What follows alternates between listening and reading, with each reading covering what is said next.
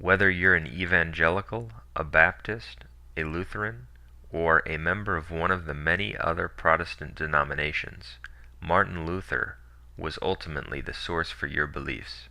It is simply a fact of history that prior to Martin Luther's separation from the Catholic Church in approximately 1520, there was no public defender of what we now know to be Protestantism, the core doctrines of which are justification by faith alone and Scripture alone.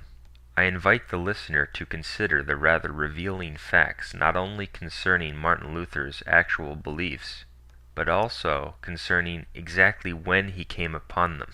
Please consider his truly man-made journey to Protestantism, and how Protestantism is, in truth, nothing more than the machinations of a very confused man. Martin Luther was born in 1483 and baptized a Catholic the next day. In 1505 he entered an Augustinian Catholic friary. He was ordained a priest in 1507. Therefore, as a young professing Catholic priest, Protestantism was completely unknown to Martin Luther, and indeed to the rest of the Christian world.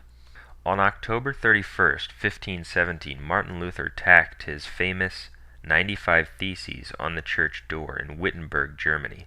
Many people are aware of this date and this event. Most Protestants today cite this date as the beginning of the Protestant Reformation. They think this represented Luther's public stand for the Protestant faith, for, quote, true and biblical Christianity. What they don't know is that Martin Luther's famous 95 Theses acknowledged the office of the Pope more than 20 times. At the time of the posting of the Theses, and indeed before it and for some time afterwards, Luther claimed to be a Catholic priest and monk. In his 95 Theses, Luther clearly acknowledges the office of the Pope as instituted by Christ, although he detracts from its dignity and power in the matter of indulgences. In addition to acknowledging the Pope, numbers 25 to 29 of the Theses acknowledge purgatory. Luther acknowledges the existence of purgatory, although he departs from Catholic teaching in what he says about it. Luther also declares his belief in indulgences, although he contradicts traditional Catholic doctrine on the issue. The following is typical of the contradictions exhibited by Luther. Number 71 of the Theses, October 31st, 1517, quote, "Let him be anathema and accursed, who denies the apostolic character of the indulgences." End quote. The point here is that even on October 31st, 1517, the Protestant faith was still unknown to Martin Luther, and indeed to the rest of the Christian world. There was no statement about justification by faith alone or Scripture alone. There was as yet no repudiation of the papal office or many other Catholic dogmas which Protestants today would reject. What you have at this point in 1517 is a confused and convoluted priest who, while claiming to be a Catholic, was clearly falling from the traditional Catholic faith into his own wild version of it, especially with regard to indulgences. He was no Protestant. Even at this point, the so-called biblical, quote, faith was unknown to its eventual founder. In 1518, Luther published a sermon on indulgences and grace, in which he attacked the traditional way of dividing penance into contrition, confession, and satisfaction. Luther claimed that it was not found in Holy Scripture, even though John 20:23 clearly indicates confession. This, along with Luther's contradiction of traditional Catholic teachings on indulgences, prompted the Church to summon him to Rome for an investigation. It should be noted that there were indeed some abuses by churchmen on indulgences. Such abuses represented a departure from the Catholic teaching on the matter. Indulgences cannot be bought. Occasional abuses in this area, which were committed by a few churchmen, in no way justify repudiating the traditional teaching.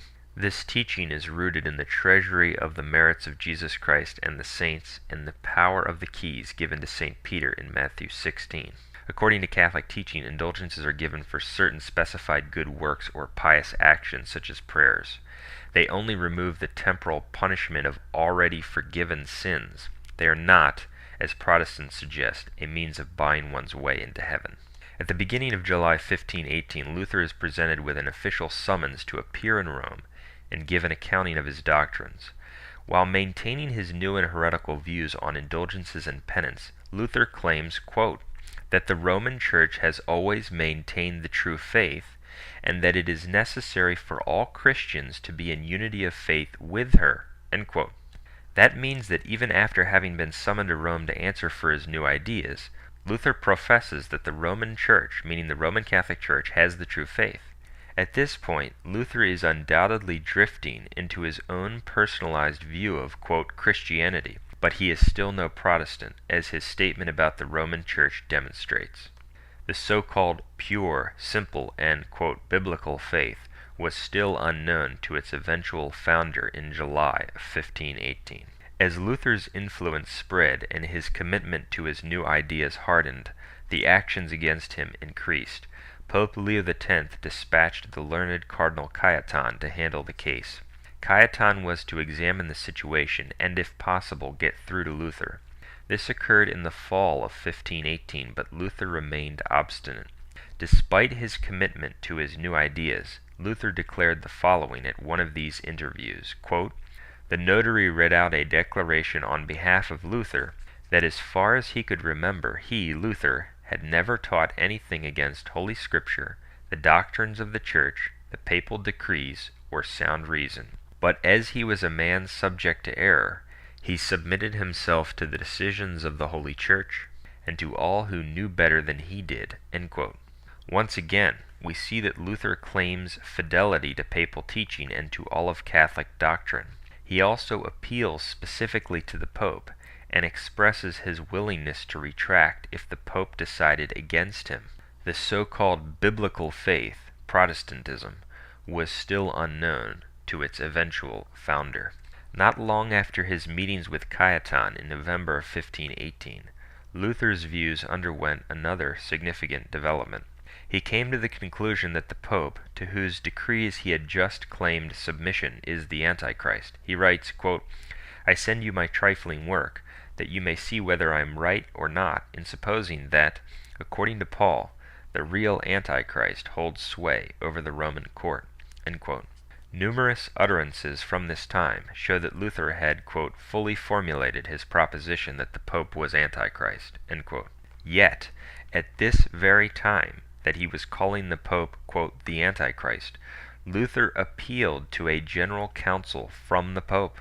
In other words, Luther considered the decisions of general councils to be definitive and authoritative. This, of course, contradicts one of the pillars of Protestantism, Scripture alone. Therefore, even at the point that Martin Luther had firmly set his face against the papacy as, quote, the Antichrist, he still hadn't discovered Protestantism. The so-called biblical faith was still unknown to its eventual founder.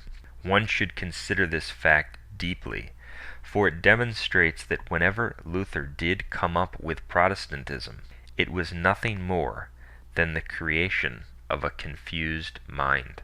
These facts demonstrate that all Protestants have embraced a purely man-created religion, which Luther was inventing and reinventing by the day.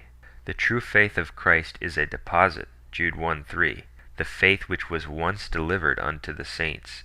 It was revealed by Christ to his apostles 2,000 years ago, and it was passed on by the apostles to the church.